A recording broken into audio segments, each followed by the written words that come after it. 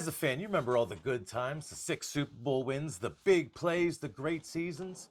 But do you remember the bad times? Do you remember your first soul-crushing playoff loss? Do you remember crying and wondering, why do I do this? And it tests your resolve as a fan? I know I do. Welcome to episode 1 of Yinzer Lore. Steelers Steve, first soul-crushing playoff loss. 1989-1990 Steelers season, kind of a changing of the guard. You had the old greats going on, Mike Webster just left, and you had the new crowd coming in. Boy, did that inexperience show. The first week of the season, the Steelers decided to go and lose 51-0. That's right, folks. I didn't misspeak. We lost 51-0 to the Cleveland Brownies. Our worst loss to this day in Steelers history. Started off 3 of our first 4 drives were turnovers that they went in and punched in the end zone. And then we had a nice Bubby Brister pick 6 later in the game. We just weren't ready. We had some Lewis Lip fumbles, Tim Worley fumbles, our number 1 pick just fumbling away out there carrying it like a loaf of bread. Can't possibly get any worse, right, after a 51-0 loss.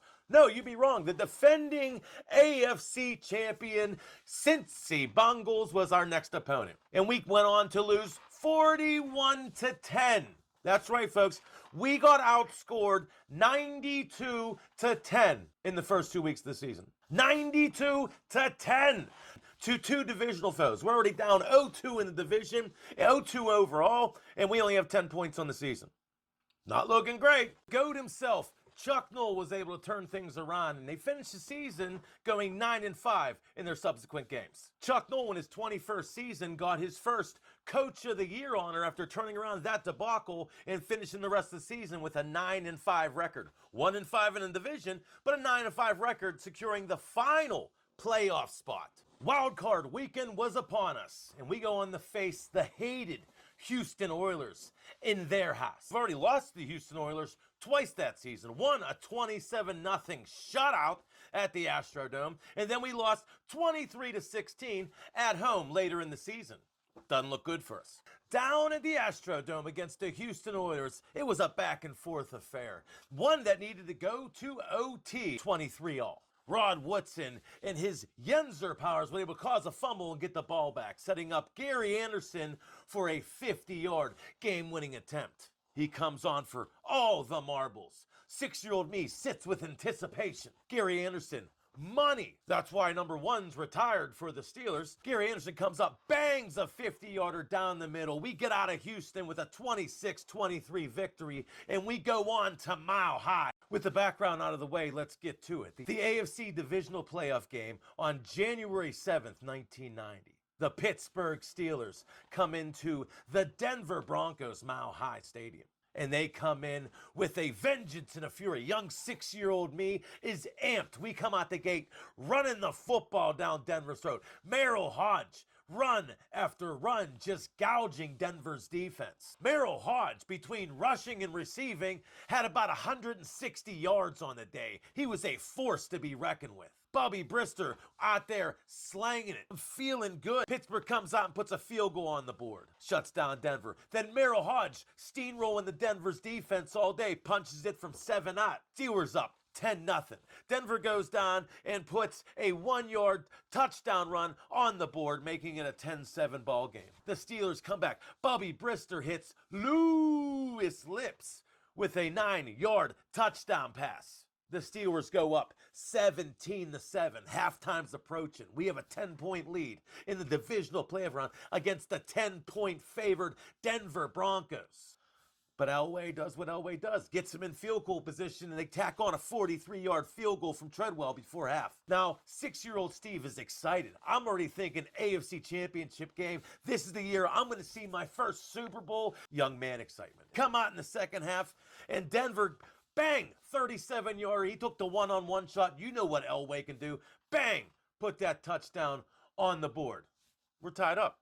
The elephant on my chest is back. I can just feel the pressure. But we keep fighting on. Steelers defense is holding. And they're putting Gary Anderson field goals on the board. First a 35-yarder. Bang, 3 more points. Then a 32-yard Gary Anderson field goal. Bang, it's 23-17. The excitement I felt. We're leading the Denver Broncos late in the fourth quarter 23-17. Young me thinks this is it. We're moving on. We're going to get the 5th one. But I didn't know what John Elway was. I didn't know about the drive. I didn't know about all that. And of course, John Elway marches down the field on a long, methodical drive, and they were able to punch it in from a yard out with Bratton. Maybe he'll make the extra point. Maybe we'll keep it a tie ball game. Nope.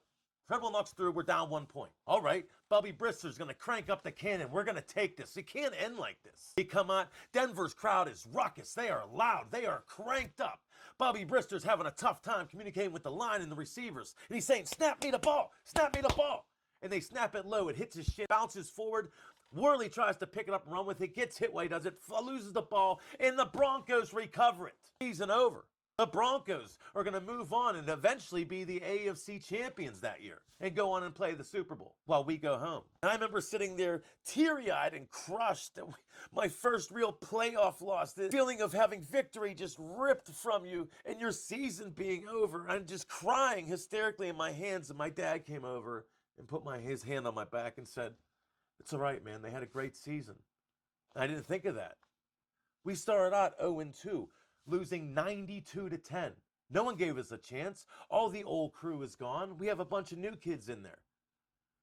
And Chuck Noll, with his Coach of the Year season, turned us around. We finished 9-7, the 3rd seed in our conference, got a wild card appearance, beat the hated rival in overtime, and moved on and made a divisional round appearance and took the eventual AFC champions to the limit and lost by 1 point. And that secured my fandom.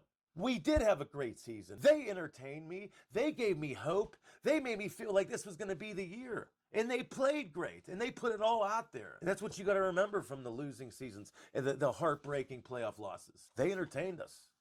They secured our love, man. They made us passionate because they're putting it all out in the field. And sometimes it doesn't go your way. Sometimes it doesn't happen. But that's episode 1 of Yinzer Lore. The 1989-1990 Steelers playoff loss to the Denver Broncos. My first taste of defeat and pain. But my first taste of hope and appreciation for my ball club.